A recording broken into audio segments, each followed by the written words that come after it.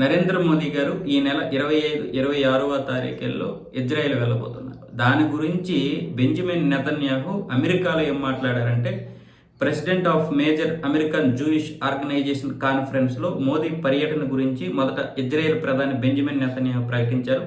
Bharat Israel మధ్య అద్భుతమైన మైత్రి ఉంది. మేము అన్ని రకాల సహకారాల గురించి చర్చించబోతున్నాం. ఇప్పుడు భారత్ చిన్న దేశం కాదని మనందరికీ తెలుసు. ఒకప్పటి భారత్ కాదు, 140 కోట్ల మంది ప్రజలు ఉన్నారు. భారత్ చాలా శక్తివంతమైనది, ప్రజాదరణ కలిగినది అని ఆ సమావేశంలో నెతన్యాహు అయితే వ్యాఖ్యానించాడు.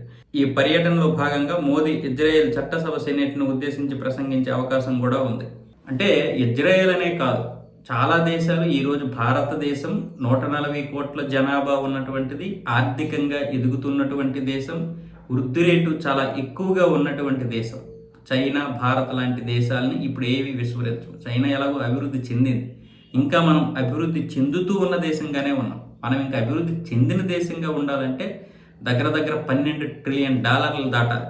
అది 2047 నాటికి ఖచ్చితంగా వికసిత్ భారత్లో భాగంగా మనం అయితే అభివృద్ధి చెందే అవకాశాలు ఉన్నాయి. అంటే అభివృద్ధి చెందిన దేశంగా. అంటే ఇంకా మనకు ఒక సమయం ఉంది, మనకి ఇంకా 20 సంవత్సరాల సమయం ఉంది. ఈ 20 సంవత్సరాల సమయాల్లో ఖచ్చితంగా భారత్ ఇదే వృద్ధి రేటును కొనసాగించిందంటే మాత్రం అభివృద్ధి చెందిన దేశంగా ఉంటుంది. అందుకనే ఇప్పుడు మిగతా దేశాలన్నీ కూడా భయపడుతున్నాయి. అంటే భారత్, చైనా పక్క పక్కనే 2 అత్యధిక జనాభా కలిగినటువంటి దేశాలు, పైగా అతిపెద్ద దేశాలు.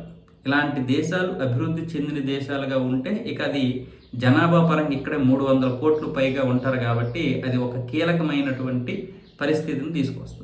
ఇప్పుడు పాశ్చాత్య దేశాలు, మిగతా దేశాలన్నీ కూడా రేపు పొద్దున్న వాటి యొక్క మనుగడకి ఏం ప్రమాదం ఉండకపోయినా ఇక వాళ్ళ యొక్క ఆధిపత్యానికి ఈ సమరగీతం పాడే అవకాశాలు ఉంటాయి. అందుకే ఇప్పటి నుంచే మరో 20 సంవత్సరాల్లో ఇప్పుడు ఏదైతే అభివృద్ధి చెందుతున్నటువంటి దేశాలు ఉన్నాయో, ముఖ్యంగా భారత్ లాంటి దేశంతో సంబంధాలు పెట్టుకుంటున్నారు, వాణిజ్య సంబంధాలన్నీ కూడా.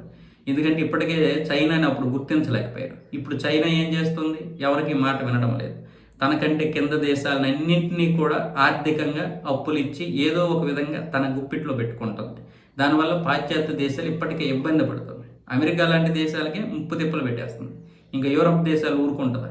అదే భారత్ మళ్ళీ అదే విధంగా ఎదిగిందంటే ఇక మిగతా దేశాలన్నీ కూడా ఇదే అవుతాయి. అందుకే ఇప్పటి నుంచే భారత్లో కూడా మనం భాగస్వామ్యం అవుదామని అందరూ కూడా ఇప్పుడు రావడం జరుగుతుంది.